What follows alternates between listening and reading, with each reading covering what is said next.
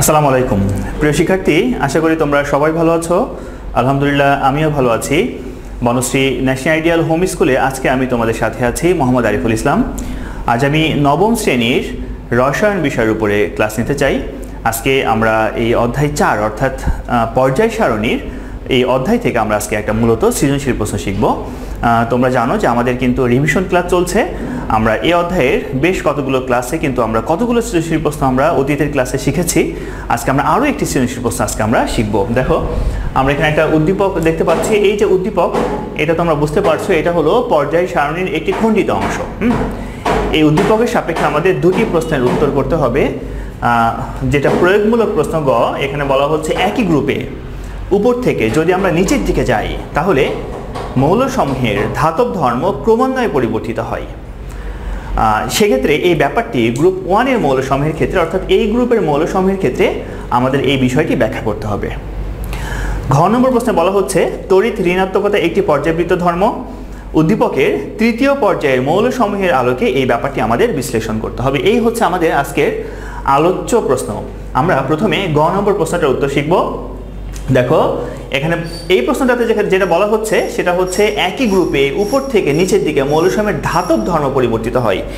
এই যে ধাতব ধর্মের কথা বলা হলো, আমাদের প্রথমেই এই প্রশ্নের উত্তর জানার জন্য আমাদের প্রথমে জানতে হবে আসলে ধাতব ধর্ম জিনিসটা কি। তার আগে তোমাকে জানতে হবে ধাতু কি জিনিস, ধাতু কাকে বলে। আমরা জানি যে সকল পদার্থ চকচকে এবং যাদেরকে আঘাত করলে শব্দ হয়, ধাতব শব্দ হয়, এবং যে পদার্থগুলো সাধারণত তাপ এবং বিদ্যুৎ সুপরিবাহী তাদেরকে কিন্তু আমরা ধাতু বলি। যদি আমরা ইলেকট্রনীয় মতবাদ অনুসারে যদি আমরা ধাতুর সংজ্ঞা দিই তাহলে আমরা এভাবে বলতে পারি যে সকল পদার্থের পরমাণু তাদের সর্বশেষ কক্ষপথ থেকে এক বা একাধিক ইলেকট্রন অপসারণ করতে পারে এবং এক বা একাধিক ইলেকট্রন অপসারণ করে তারা ধনাত্মক আয়নে পরিণত হতে পারে, তাদেরকে আমরা বলি ধাতু। তাহলে তোমরা ধাতু চিনলে। এখন এই যে ধাতুর কথা আমরা বলছি, এই ধাতুগুলোর একটি ধর্মই হচ্ছে তারা শেষ কক্ষপথ থেকে তারা সাধারণত ইলেকট্রন ত্যাগ করে। ধাতুসমূহের শেষ কক্ষপথ থেকে ইলেকট্রন ত্যাগ করার যে ধর্ম সেটাকে আমরা বলি ধাতব ধর্ম। তাহলে তোমরা বুঝতে পারলে আসলে ধাতব ধর্ম বলতে মূলত আমরা ধাতুসমূহের শেষ কক্ষপথ থেকে ইলেকট্রন অপসারণের প্রক্রিয়াকে আমরা বুঝি। যেই পরমাণু যত সহজে তার শেষ কক্ষপথ থেকে ইলেকট্রন অপসারণ করতে পারবে সেই ধাতুর ধাতব ধর্ম তত বেশি। আমি আরেকবার বলছি, যেই ধাতব পরমাণু তার শেষ কক্ষপথ থেকে যত সহজে ইলেকট্রন অপসারণ করতে পারে তার ধাতব ধর্মটা কিন্তু তত বেশি। এখন আমরা দেখব গ্রুপ 1 অর্থাৎ খাট ধাতুসমূহের ক্ষেত্রে কোন মৌলের পরমাণু অর্থাৎ কোন ধাতুটির সর্বশেষ কক্ষপথ থেকে ইলেকট্রন অপসারণ প্রক্রিয়াটা সহজ, যার ইলেকট্রন অপসারণ প্রক্রিয়া যার যত সহজ তার কিন্তু ধাতব ধর্ম তত বেশি। আমরা জানি গ্রুপ 1-এ কিন্তু 7টি মৌল রয়েছে, তাই না? 7টি মৌলের মধ্যে এই 7টি কিন্তু ধাতু নয়। আমরা জানি প্রথম যে মৌলটি রয়েছে হাইড্রোজেন, এটি কিন্তু গ্যাস, তাই না? তার মানে এইটিকে যদি আমরা বাদ দেই তাহলে গ্রুপ 1-এ আমরা 6টি মৌল পাই। এই 6টি মৌলকে আমরা মূলত বলে থাকি কিন্তু খাট ধাতু। তাহলে এই যে 6টি মৌলের কথা আমরা বলছি, এই 6টি মৌলের ধাতব ধর্মে মূলত এখন আমরা ব্যাখ্যা করবো। আসো আমরা একটু দেখে নেই প্রথম দুটি মৌলের ক্ষেত্রে আগে আমরা ব্যাখ্যা করি। দেখো, প্রথম মৌল ছিল হচ্ছে লিথিয়াম, তাই না? আমরা যদি উত্তর লিখি 1-এর গ, দেখো প্রথম মৌল ছিল লিথিয়াম। আমরা যদি লিথিয়ামের কথা বলি, লিথিয়ামের ইলেকট্রন বিন্যাস যদি আমরা করি, প্রথম কক্ষপথে 2টি ইলেকট্রন আর পরের কক্ষপথে কিন্তু ইলেকট্রন আছে 1টি, তাই না?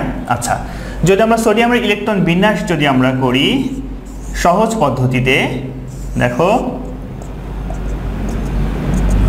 আর আমরা এখানে আরও একটা ইলেকট্রন দিয়ে দিলাম। হ্যাঁ, তাহলে আমরা এই যে পরপর দুটি মৌল গ্রুপ 1-এ অবস্থিত পরপর, অর্থাৎ লিথিয়াম হচ্ছে দ্বিতীয় পর্যায়ভুক্ত মৌল আর সোডিয়াম হচ্ছে তৃতীয় পর্যায়ভুক্ত মৌল, আমরা পাশাপাশি দুটি পর্যায়ের দুটি মৌলের আমরা ইলেকট্রন বিন্যাস করেছি, একটা হলো লিথিয়াম আর একটা সোডিয়াম। তোমরা লক্ষ্য করলে দেখতে পাবে যে লিথিয়ামের কিন্তু কক্ষপথের সংখ্যা 2টি আর সোডিয়ামের কিন্তু কক্ষপথ হলো 3টি। তার মানে আমরা বলতে পারি যে লিথিয়াম পরমাণু চেয়ে সোডিয়াম পরমাণুর আকারটা বড়। আচ্ছা, এবার লক্ষ্য করো লিথিয়ামের শেষ কক্ষপথের ইলেকট্রন আর লিথিয়ামের নিউক্লিয়াস এর মধ্যবর্তী দূরত্বের চেয়ে সোডিয়ামের শেষ কক্ষপথের ইলেকট্রন এবং সোডিয়ামের কেন্দ্র নিউক্লিয়াস এর মধ্যবর্তী দূরত্বটা কিন্তু বেশি, তাই না? তাহলে লিথিয়ামের চেয়ে সোডিয়ামের শেষ কক্ষপথের দূরত্বটা কিন্তু নিউক্লিয়াস থেকে বেশি। আচ্ছা, দূরত্ব যত বেশি হবে আমরা জানি ইলেকট্রন এবং নিউক্লিয়াসের দূরত্ব যত বেশি হবে সেক্ষেত্রে শেষ কক্ষপথের ইলেকট্রনটি নিউক্লিয়াসের সাথে তত কিন্তু দুর্বলভাবে আকর্ষণ করবে, তাই না? অর্থাৎ পরমাণু হবে যত ছোট সেক্ষেত্রে শেষ কক্ষপথের ইলেকট্রন এবং নিউক্লিয়াস এর আকর্ষণ হবে কিন্তু তত বেশি। তাহলে এখানে এই ইলেকট্রনটা অধিক শক্তিমাত্রায় আকর্ষণ করবে আর এই ইলেকট্রনটা তুলনামূলকভাবে কম শক্তিতে সোডিয়ামের নিউক্লিয়াসের সাথে কিন্তু আকর্ষণ করবে। তাহলে এখানে দূরত্ব বেশি হওয়ার কারণে ইলেকট্রনের এই আকর্ষণটা কিন্তু কম। তার মানে এই ইলেকট্রন যত সহজে এখান থেকে অপসারণ হতে পারে লিথিয়াম কিন্তু তত সহজে, লিথিয়ামের শেষ কক্ষপথের ইলেকট্রনটি তত সহজে কিন্তু অপসারণ হতে পারে না। তাহলে আমরা বুঝতে পারলাম যে এই দুটি মৌলের মধ্যে লিথিয়ামের চেয়ে সোডিয়ামের ইলেকট্রন অপসারণ প্রক্রিয়া সহজ হয়, কারণ হচ্ছে লিথিয়ামের চেয়ে সোডিয়াম পরমাণুর আকার বড়, আর বড় হওয়ার কারণে শেষ কক্ষপথের ইলেকট্রন এবং নিউক্লিয়াসের মধ্যবর্তী দূরত্বও কিন্তু বেশি, আর দূরত্ব বেশি হওয়ার কারণে তাদের মধ্যে আকর্ষণটা কম, আর আকর্ষণ কম হলে এই ইলেকট্রনটা অপসারণ প্রক্রিয়াটা সহজ। এজন্য লিথিয়ামের চেয়ে সোডিয়ামের কিন্তু ধাতব ধর্ম বেশি আমরা বলতে পারি। আচ্ছা, লিথিয়ামের চেয়ে যদি সোডিয়ামের ধাতব ধর্ম বেশি হয় তাহলে আমরা জানি সোডিয়ামের চেয়ে পটাশিয়ামের পরমাণুর আকার আরও বেশি, সেক্ষেত্রে সোডিয়ামের চেয়ে পটাশিয়ামের কিন্তু ধাতব ধর্ম আরও বেশি হবে। যদি আমরা পটাশিয়ামের পরবর্তী মৌলের কথা যদি আমরা বলি, আমরা জানি পটাশিয়ামের পরবর্তী যে মৌল সেটা হলো রুবিডিয়াম। তাহলে পটাশিয়ামের পরবর্তী যে মৌল রুবিডিয়াম তাতে কিন্তু ইলেকট্রনের যে কক্ষপথ সেই কক্ষপথ কিন্তু পটাশিয়ামের চেয়ে আরও একটি বেশি, তার মানে সেখান থেকে ইলেকট্রন অপসারণ প্রক্রিয়া আরও সহজ। যদি আমরা সিজিয়ামের কথা বলি সেক্ষেত্রে সিজিয়ামের কিন্তু কক্ষপথের সংখ্যা রুবিডিয়াম অপেক্ষা কিন্তু আরও একটি বেশি, তার মানে সেখান থেকে ইলেকট্রন অপসারণ প্রক্রিয়া কিন্তু আরও সহজ। যদি আমরা ফ্রান্সিয়ামের কথা বলি, ফ্রান্সিয়ামের ক্ষেত্রেও তাই, এখানে কিন্তু সিজিয়ামের চেয়ে ফ্রান্সিয়ামের শেষ কক্ষপথ অর্থাৎ কক্ষপথের সংখ্যা কিন্তু সিজিয়ামের চেয়ে একটা বেশি, এজন্য সেখান থেকে ইলেকট্রন অপসারণ প্রক্রিয়া বা সর্বশেষ কক্ষপথ থেকে ফ্রান্সিয়ামের সর্বশেষ কক্ষপথ থেকে ইলেকট্রন অপসারণটা কিন্তু আরও সহজ। তাহলে আমরা বলতে পারি যে এই যে ওয়ান গ্রুপ, এই গ্রুপের ক্ষেত্রে উপর থেকে যত আমরা নিচের দিকে নামবো মৌলসমূহের পরমাণুর আকার তত বাড়ে বা বৃদ্ধি পায়, আর মৌলসমূহের পরমাণুর আকার ক্রমান্বয়ে বৃদ্ধি পাওয়ার কারণে সর্বশেষ কক্ষপথের ইলেকট্রন এবং নিউক্লিয়াসের মধ্যবর্তী দূরত্বও কিন্তু বৃদ্ধি পায়। তাতে করে শেষ কক্ষপথের ইলেকট্রন অপসারণ প্রক্রিয়াটা সহজ হয়। এ কারণে আমরা বলতে পারি আমরা গ্রুপ 1-এর মৌলসমূহের ক্ষেত্রে যত আমরা উপর থেকে নিচের দিকে নামবো মৌলসমূহের কিন্তু ধাতব ধর্ম তত বৃদ্ধি পেতে থাকবে। তাহলে এর উত্তরটা কি হবে?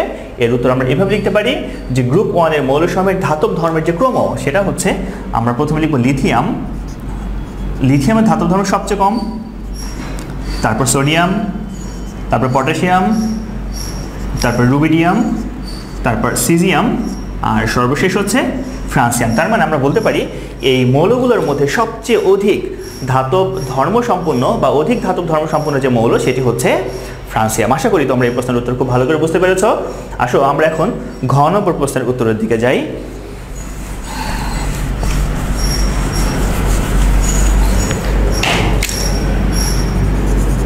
ঘ নম্বরে দেখো বলা হচ্ছে তড়িৎ ঋণাত্মকতা একটা পর্যায়বৃত্ত ধর্ম। আমাদের এই প্রশ্নের উত্তর শেখার জন্য আমাদের প্রথমে জানা দরকার আসলে তড়িৎ ঋণাত্মকতা কি। আসো আমরা সংজ্ঞাটা আরেকটু আমরা স্মরণ করি। তড়িৎ ঋণাত্মকতা হচ্ছে সমযোজী বন্ধনে আবদ্ধ দুটি পরমাণুর মধ্যে শেয়ারকৃত যে ইলেকট্রন জোড় থাকে, এই শেয়ারকৃত ইলেকট্রন জোড়কে উভয় পরমাণুই কিন্তু নিজের দিকে আকর্ষণ করে।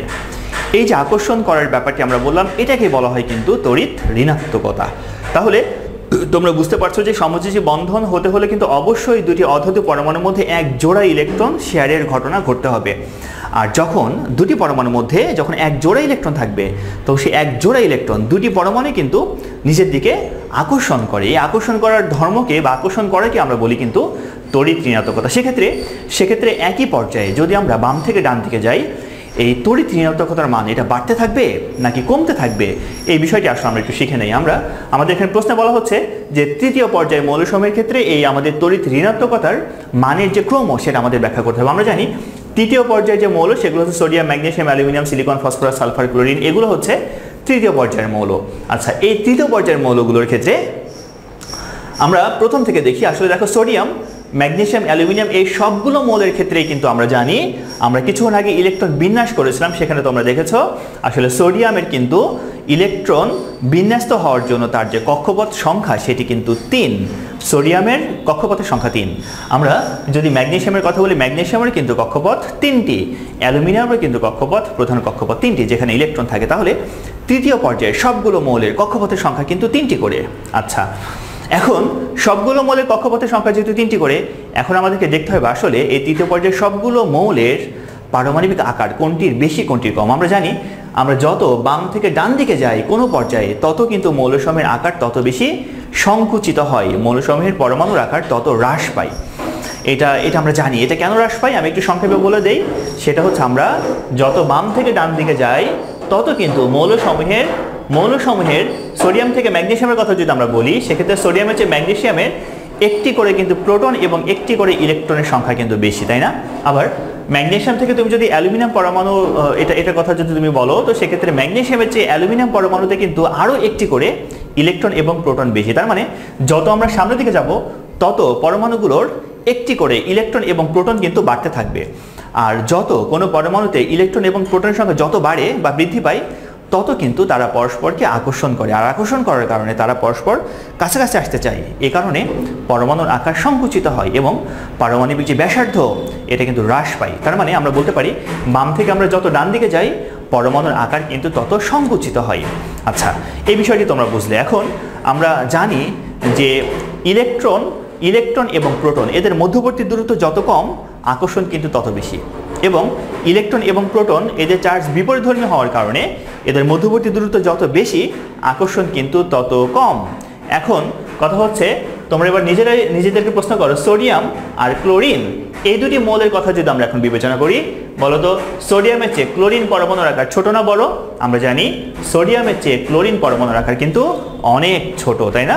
কারণ ক্লোরিনের ইলেকট্রন এবং প্রোটনের সংখ্যা সোডিয়ামের ইলেকট্রন এবং প্রোটনের সংখ্যার চেয়ে কিন্তু অনেক বেশি। এই জন্য এখানে আকর্ষণ অনেক বেশি এবং সেই ক্লোরিন পরমাণুর আকারও কিন্তু হবে অনেক, তুলনামূলকভাবে সোডিয়ামের চেয়ে অনেক ছোট।